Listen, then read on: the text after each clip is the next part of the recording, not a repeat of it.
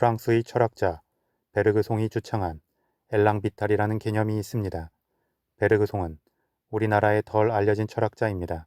특히 베르그송이 활동했던 당시에도 그렇고 지금까지도 엘랑비탈이라는 개념은 모호하기 때문인 이유도 있습니다. 그럼에도 불구하고 베르그송은 그 당시 나름에서 엄청난 인기를 구가했고 특히 남자들보다는 여자들에게 더 많은 관심을 받았습니다. 베르그송이 활동하던 시기는 아인슈타인의 상대성 이론도 주목받던 시기였고 남자들은 아무래도 증명이 어려운 철학보다는 증명이 명확한 과학을 선호했습니다. 더불어 우리나라에는 철학 중에서 칸트나 쇼펜하우어, 니체로 대표되는 독일 철학이 주를 이루면서 베르그송에 대한 관심은 크게 일지 않은 면이 있기도 합니다. 엘랑은 도약, 비약, 약동 등의 의미이고 비탈은 생명, 삶 등의 의미가 있습니다. 그래서 엘랑비탈은 생명이나 삶을 약동시키고 도약시키는 힘이나 그러한 근원의 에너지를 의미합니다. 그리고 그것은 시작에서만 작용하는 것이 아닌 시작이고 끝이며 전체이기도 합니다. 이렇게만 보면 엘랑비탈의 개념은 동양 철학에 가까운 면이 있습니다. 동양 철학에서 말하는 기나 기운과 유사한 특성이 있기 때문입니다. 베르그송이 시간 개념을 과학에서의 공간이나 차원에서 분리하여 독립적 개념으로 설정하였고 생명체가 갖는 시간은 과학에서의 단절된 시간이나 공간에 갇힌 것이 아닌 순수한 지속이며 이는 과학적 증명이나 논리가 아닌 직관을 통해서만 알 수 있다고 한 점을 보면 역시나 동양 철학의 개념과 연결성이 보입니다. 베르그송이 자신의 철학에 대해 시간이 있고 그것은 공간적인 것이 아닙니다. 라고 말했다고 하는데 여기서 물리적 시간과 겹치는 시간이라는 표현 대신에 기나 기운을 넣어 말을 바꾸어 보면 좀 더 이해하기가 수월한 면이 있습니다. 즉, 기가 있고 그것은 공간적인 것이 아닙니다. 라고 표현하면 엘랑비탈의 느낌이 좀 더 잘 전달이 되는 것 같습니다. 결국 엘랑비탈은 증명할 수 없고 볼 수도 없으며 수학적으로 설명할 수 없지만 그렇다고 존재하지 않는다고 하기에는 느껴지는 그 무언가가 아닐까 생각이 됩니다. 개인적인 소견으로는 니체가 말한 권력의 의지도 엘랑비탈의 개념에 대한 다른 표현이라 여겨지기도 합니다. 그리고 역동적으로 살아간 사람이나 살아가고 있는 사람을 보면 이러한 원초적 에너지를 느끼게 되고 더불어 함께 기운을 받기도 합니다. 또한 우리는 동물들을 통해서도 엘랑비탈, 즉 약동하는 힘을 느낄 수 있고 그러한 동물들을 통해 생의 순수한 역동적 힘을 보게 됩니다. 특히 동물들 중에서 가장 적나라하게 엘랑비탈을 느낄 수 있는 동물은 말이 아닐까 생각이 됩니다. 말은 아플 때나 아주 편안할 때가 아니라면 거의 눕지 않고 쉼없이 먹고 배설하며 언제든 신나게 달릴 준비가 되어 있습니다. 그래서 사람들은 오랜 시간 말을 단순한 교통수단을 넘어 자신의 잠재된 기운을 깨우고 정신 수양을 돕는 동반자로 생각했습니다.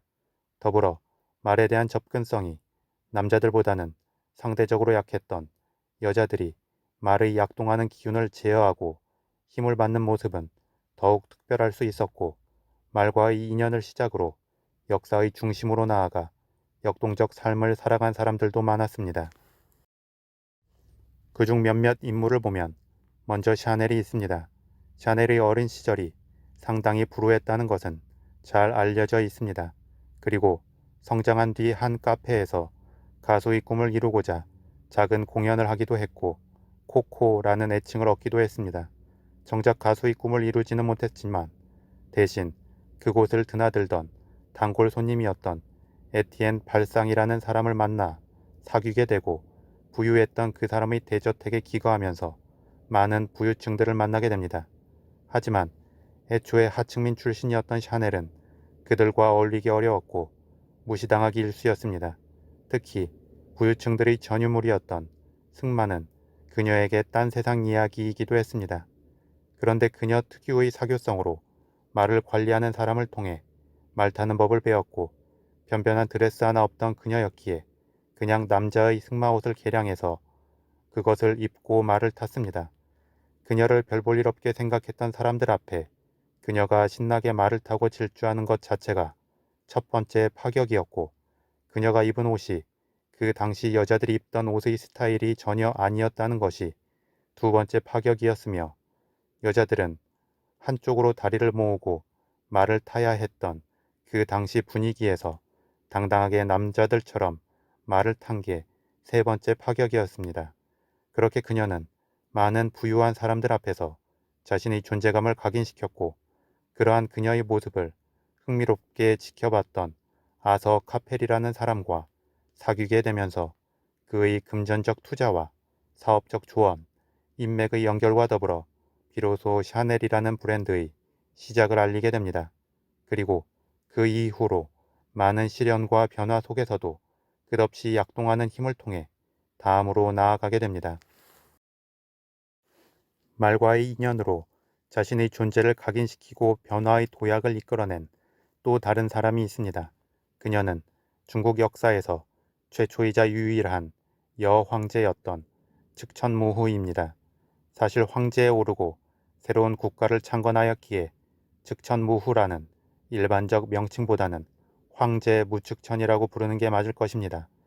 무측천 또한 샤넬 이상으로 말과 얽힌 일화가 강렬하게 남아 있습니다. 어린 나이에 당태종 이세민의 한참 말단 직급의 후궁인 제인으로 들어간 무축천은 거친 말이 날뛰면서 대장군까지도 낙마시키는 것을 보고 자신이 그 말을 길들여 보겠다고 말합니다. 무인도 아닌 어린 여자가 말을 길들일 수 있다는 말을 들은 당태종은 그 방법을 묻습니다. 그러자 무축천은 철편을 때려서 기를 죽이고, 그래도 안되면 철추로 후려치며, 그래도 안되면 마지막에는 빗으로 목을 찌르면 된다고 대답합니다. 이에 당태종은 아무리 사나운 말이어도 죽이는 건 아깝지 않냐고 되묻자 무측천은 생사고락을 함께한 대장군도 다치게 하는 말인데 어찌 그러한 말을 아낄 수 있냐고 말합니다. 이러한 그녀의 강한 기질을 드러내는 일화로 당태종은 그녀를 크게 가까이 하지는 않았지만, 정작 죽음이 가까워졌을 때 자신의 마지막 수발을 들 여자로 무축천을 택하게 됩니다.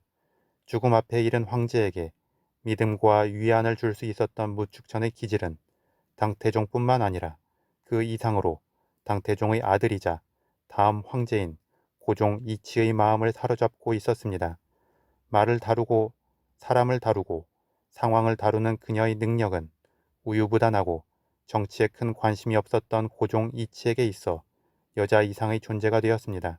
그래서 아버지의 후궁이었음에도 불구하고 많은 제약 조건을 세탁해서라도 자신의 사람으로 만들고 싶어 했던 것 같습니다. 그렇게 무축천은 두 명의 황제를 모셨고 그들을 넘어 스스로 황제의 자리에 오르게 됩니다. 참고로 동양에 무축천이 있다면 서양에는 예카테리나 2세가 있는데, 군인이었던 아버지 밑에서 자란 그녀 또한 말을 잘 탔고 남자들을 잘 다루었으며 전쟁에 대한 이해도 높았습니다. 그래서 반란의 선봉에서 말을 타고 궁으로 진군하였고 자신의 남편이자 앞선 황제였던 표트르 3세를 몰아냈다고 합니다.